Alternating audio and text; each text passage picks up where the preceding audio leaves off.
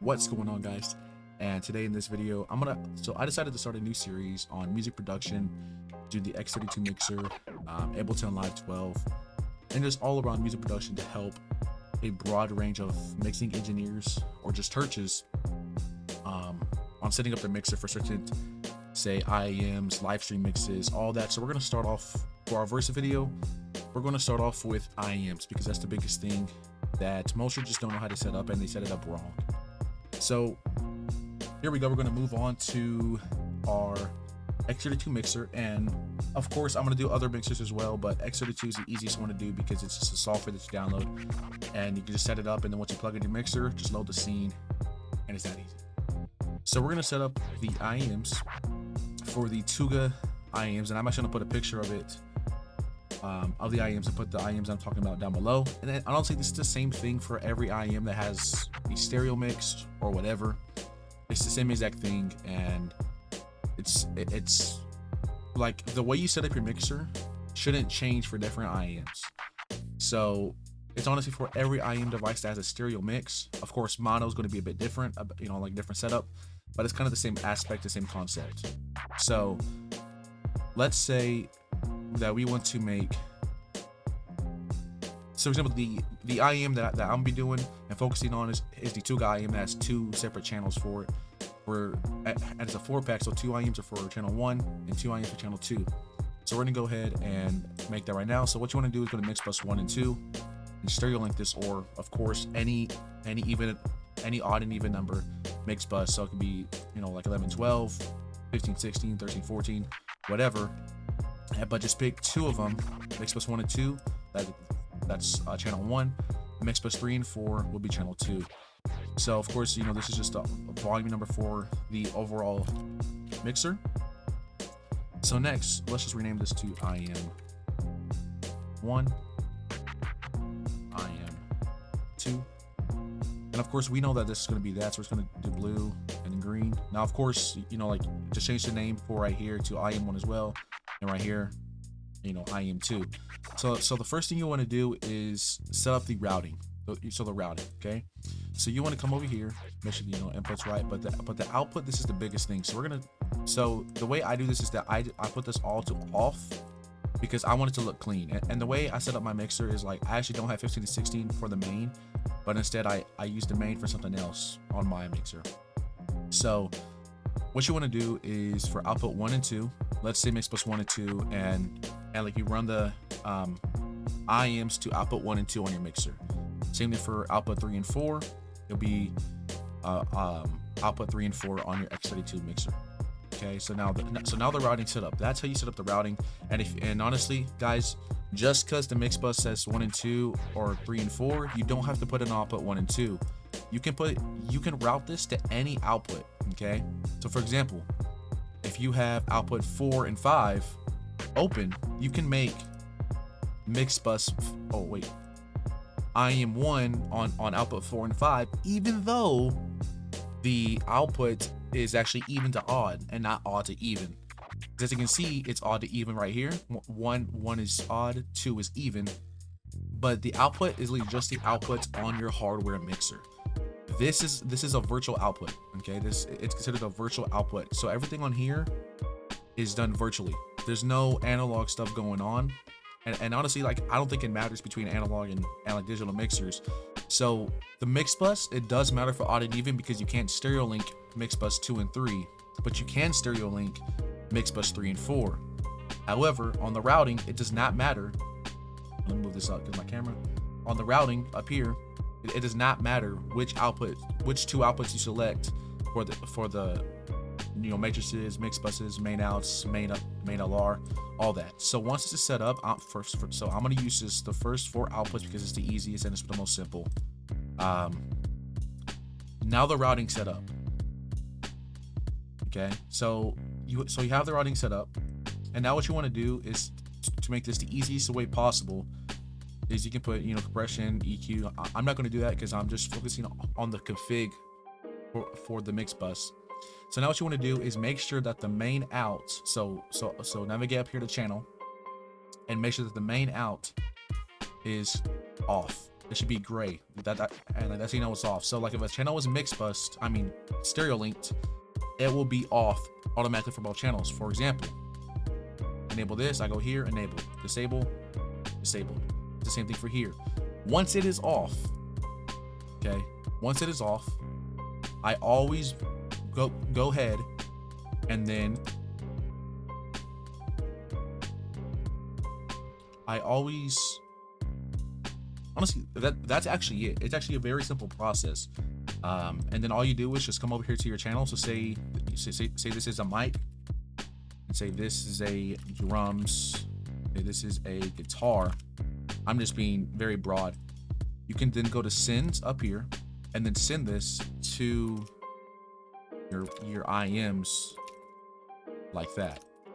But now say the group that has the two like the pair that is on channel 2, you can say, hey, I want less guitar in my ears, and if everyone agrees for the pair, you can then bring this down like that, while channel 1 still has the guitar up, but channel 2, pair 2 will then have it lower. So basically, like, you know, like, it allows flexibility, and it's better than just having every IEM on just one channel, and this makes it easier.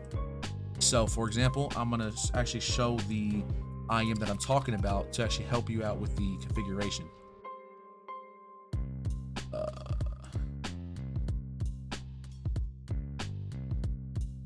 All right, yeah, this is a good example.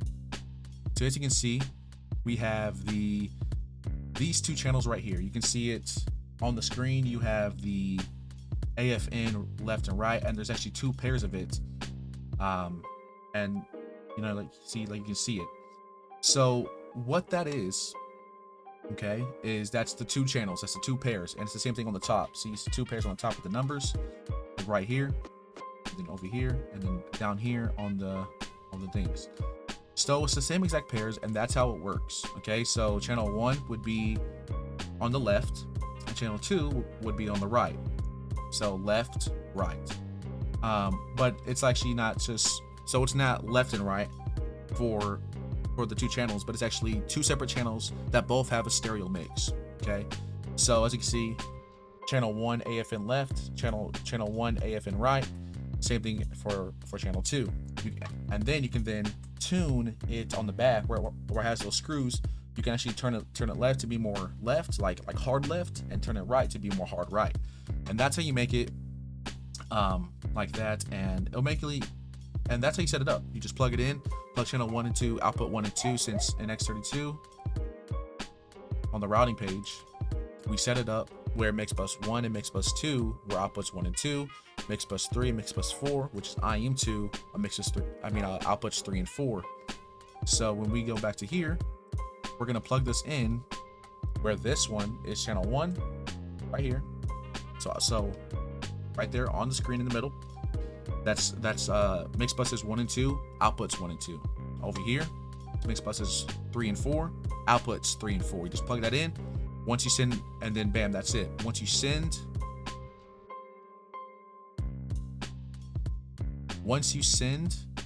certain channels to certain MixBuses, to either MixBus 1 or MixBus 2, and 3 and 4, it will be two separate channels, and audio will start be sending to the MixBus. Now, what does all this mean? So pre-fader, post-fader, post-EQ, pre-EQ, all of that, honestly, for the mix, well, I'm gonna say, in my opinion, it's best if you just leave this as post-fader, because for these kind of MixBuses, you're not going to be having them manage it themselves, because it's not their own. So it's not their own individual mix, but it's like a group mix. So if the group wants more of Bob's mic, then like the mixing engineer will then go ahead and do that. But if they had separate IEM mixes, that's a whole different story, and you know, like, it would be pre-fader. But just make it post-fader. It's the easiest to do. But if it's on post-fader, you will have to do all the mixing themselves. Or you can just do pre-fader and just go over here, and that's how you'll edit it. For example, it's like that. Post-fader, it's good if you want to be lazy and don't mess with that. But you know, like you're gonna have to have a separate engineer for this, because there's no way, because on Sunday mornings, there's no way that you'll be able to adjust this and then go over here and adjust this as well if it's on pre-fader. You know what I mean? Because post-fader, everything done on the main OLR, this page, that's into the front of house, will also affect the IEMs as well. But if you set it to pre-fader, changing this won't change the volume of this. So like this is like its own individual fader as well. Okay. And that's how it is, right? So like if you wanted to, you could do pre-fader and just do double the work. But like if you don't have the manpower, the strength, it's recommended to just do post-fader, because at least it's something and it's actually mixing itself, and it changes for both. But if you have a separate IEM mixer, you know, at your church, at your venue or team, you can then just go ahead and put it on pure pre-fader and have one person designated just for the IEM mix. And it'll be, you know, not one person doing 3 separate mixes, live stream, front of house, and the IEMs. So that's that. If you have any questions, just put it down below. I'll answer every single one. I've been doing this for 9 years. So I know, my bad, 6 years, 9 year music, but 6 years audio engineering. But I've been doing this for 6 years. So just, you know, hit me up on my DMs or comments. I'll answer them as best I can. And if you have any issues, just same thing, comments below, and I'll answer them. But yeah, if you have any questions, you know, comments below. And yeah, so I think that's it. Yeah, that's actually it. So yeah, it's the same thing, guys, but for each channel, just make sure either post fader or pre-fader, either one works. I highly recommend doing post fader if you're one guy. If you have 2 guys, 2 mixing engineers, then pre-fader might be the best option for a more precise mix in the ears. And of course, you know, you can always throw in effects, you know, dual graphic EQ, stereographic. Just go here, gonna, you know, MixBus 1 and 2.